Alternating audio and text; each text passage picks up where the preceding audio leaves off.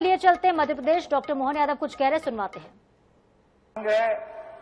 आज के इस अवसर पर जल संसाधन मंत्री जिनके नेतृत्व में लगातार हमारे जल के मामले में एक के बाद एक रिकॉर्ड बन रहे हैं। कल हमारा मध्य प्रदेश सरकार के माध्यम से तीसरे राज्य महाराष्ट्र के साथ ताप्ती मैया को और मध्य प्रदेश सरकार के साथ महाराष्ट्र सरकार को जोड़ करके नदी जोड़ो अभियान का बड़े प्रोजेक्ट का जोरदार अभिनंदन करें। इस माध्यम से ये मध्य प्रदेश सरकार का बड़ा प्रोजेक्ट, एकमात्र राज्य मध्य प्रदेश है जो राज्य करके शहडोल हमने इसके बाद यशस्वी प्रधानमंत्री श्रीमान नरेंद्र मोदी जी का जोरदार अभिनंदन करो। दोनों हाथ ऊपर उड़ करके जोरदार ताली बजाओ हमारे लिए। दुनिया देख रही है भारत की तरफ। यहां यशस्वी प्रधानमंत्री अपने सरकार के माध्यम से जनता के जीवन के हितों का भी ध्यान रखते हैं, लेकिन अगर दुश्मन नापाक इरादे रखे तो समय के पहले आज से जब माननीय प्रधानमंत्री जी की सरकार बनी, जब राफेल विमान खरीदे तो कई सारे लोग कह रहे राफेल विमान इतने पैसे काहे के लिए लगा रहे हैं। अरे भाई, पैसे को क्या करोगे जब हमारे देश की सीमाओं पर दुश्मन खड़ा हो। तो हमने देखा राफेल विमान के माध्यम से सारे आतंकी अड्डे, जोरदार अभिनंदन करो हमारी सेना का। सारे हिसाब सालों पुराने चुकता अगर किसी ने किए, माननीय प्रधानमंत्री के नेतृत्व में कितनी आधुनिक टेक्नोलॉजी का लाभ लेते हुए हमारी सीमाओं के अंदर सेना रुकी हुई है, लेकिन सेना के साथ उनको फ्री हैंड देते हुए जिस प्रकार से एक के बाद एक पाकिस्तान की हालत खराब करने का काम किया है, ये बदलते दौर में नई टेक्नोलॉजी का भी लाभ है और बदलते दौर का भारत भी है। दुनिया आश्चर्य से देख रही भारत की तरफ। क्या वही भारत है जहां भारत के सैनिकों के सिर काटकर लोग ले जाते थे और हम बाहर से खड़े हुए देखते थे, क्या करें, कुछ कर नहीं पाते थे। लेकिन अब दुश्मन कभी कल्पना नहीं करेगा। अपने बोलने के पहले त्वरित गति से निर्णय लेते हुए एक के बाद एक और भारत को महफूज रखते हुए अपना एक तरह से आयरन डोम बना करके, जिस प्रकार से माननीय प्रधानमंत्री जी ने भारत की क्षमता योग्यता सेना के साथ दिखाने के साथ भारत का मान बढ़ाया, सम्मान बढ़ाया। जोरदार हमारी सारी सेना के लिए भी अभिनंदन और पूरे देश का वंदन अभिनंदन। पूरा आज इस संकट की घड़ी में इकट्ठा है। मध्य प्रदेश सरकार ने भी सारे प्रबंधन चाक चौबंद करते हुए सारी व्यवस्था के साथ, लेकिन हमको मालूम है हमारे लिए यशस्वी प्रधानमंत्री के नेतृत्व में मध्य प्रदेश सरकार भी कदम से कदम मिला करके जो इशारा मिलेगा हमारे इस देश का युवा और सरकार के साथ समाज सब कुछ करने के लिए तैयार रहेगा। मेरे साथ बोलो, भारत माता की।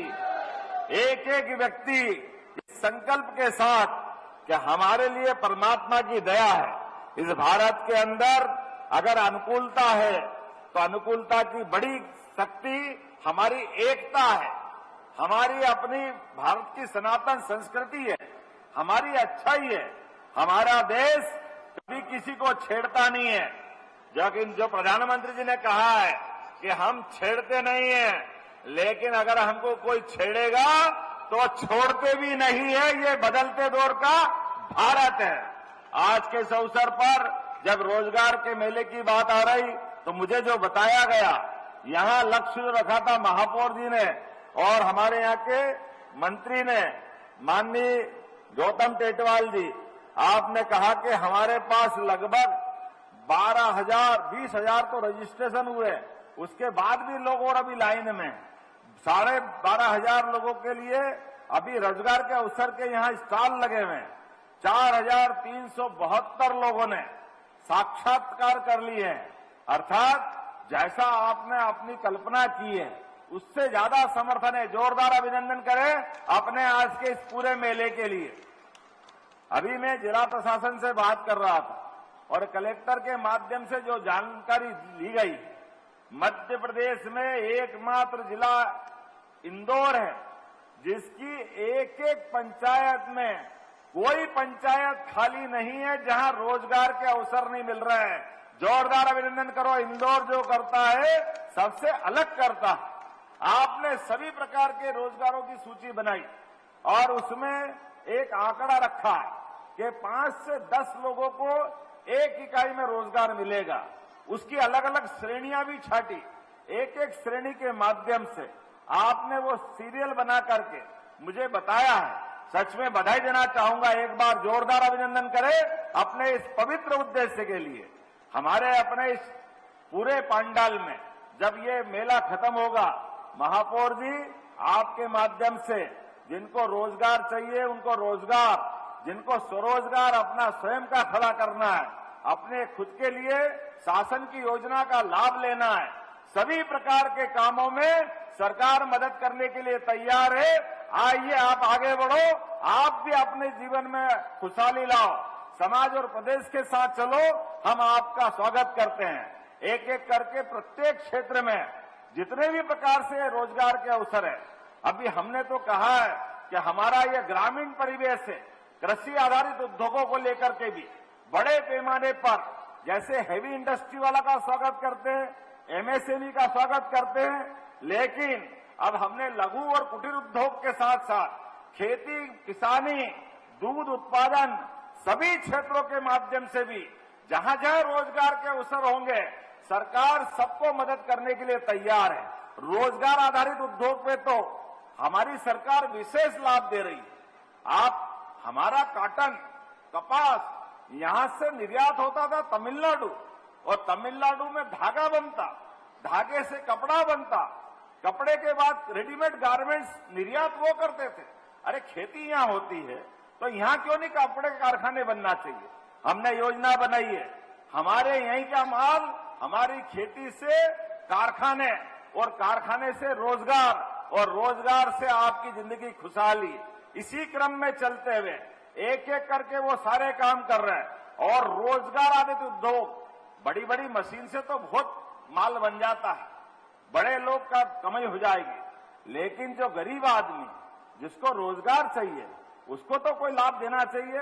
हमने योजना बनाई है कि ऐसे रोजगार आधारित जो कारखाने लगेंगे उसको हम कारखाने को बिजली, ब्याज, जमीन ये तो उसमें मदद करेंगे, लेकिन प्रति लेबर जो भाई बहन उसमें काम करेंगे 5,000 रुपया महीना कारखाने में काम करने वाले को भी सरकार के माध्यम से देंगे ताकि लोगों को रोजगार दिलवाएं। रोजगार आधारित उद्योग खड़े करना चाहिए।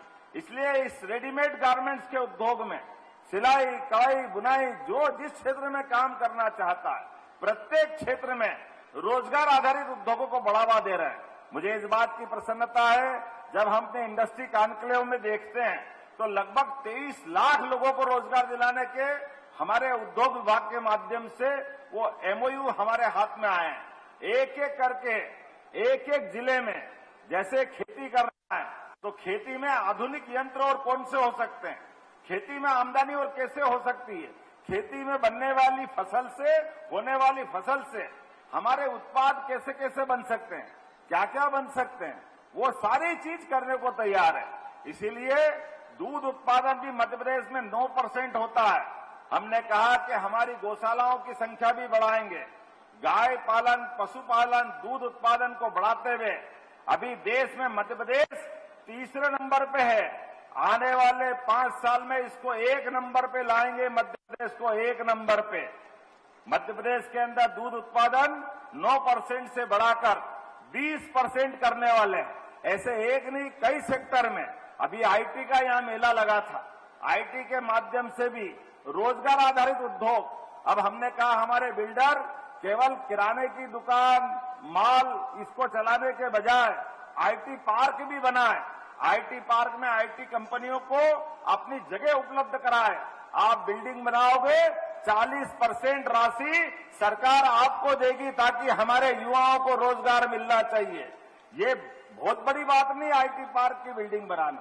केवल आईटी पार्क नहीं, अब तो गोलू भाई राज्य परिवहन निगम भी हम चलाने वाले हैं। जोरदार अभिनंदन करो हमारी सरकार के माध्यम से राज्य परिवहन की सेवा भी आपको देने वाले हैं।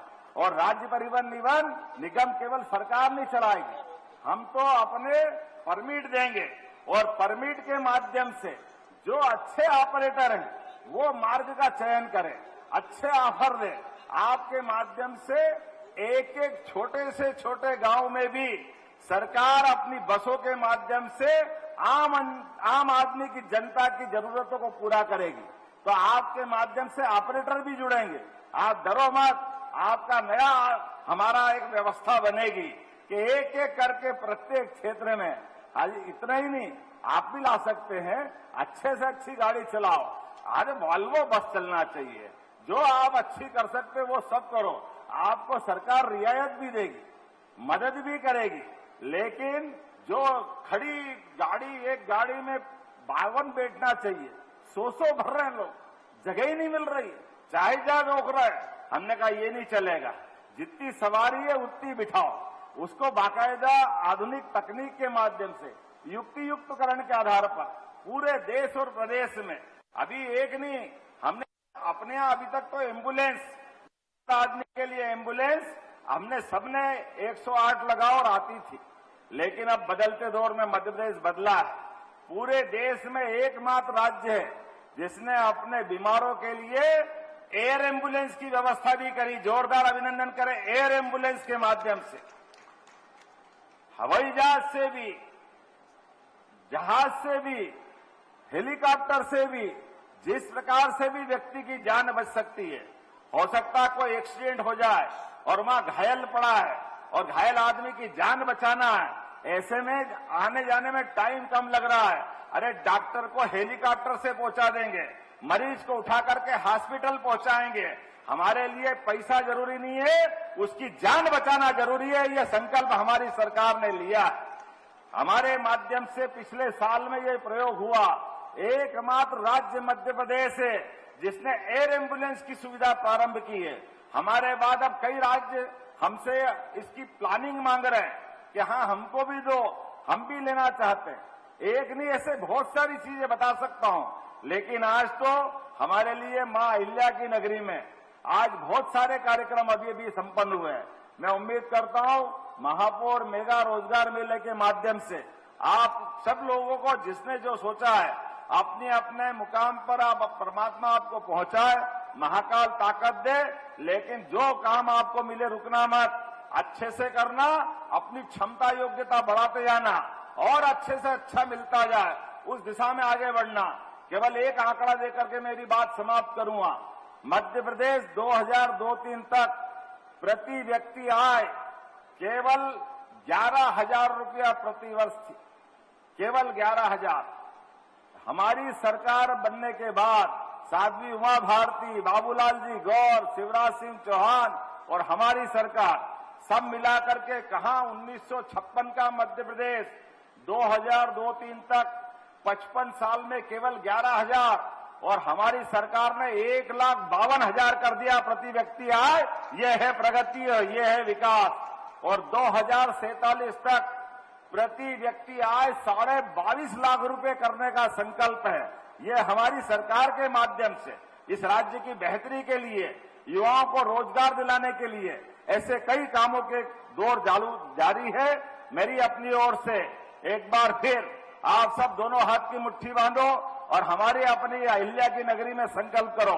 एक बार जोर से बोलो, भारत माता की, भारत माता की, भारत माता की। बहुत बहुत धन्यवाद। भारत माता की जय। बहुत बहुत धन्यवाद माननीय।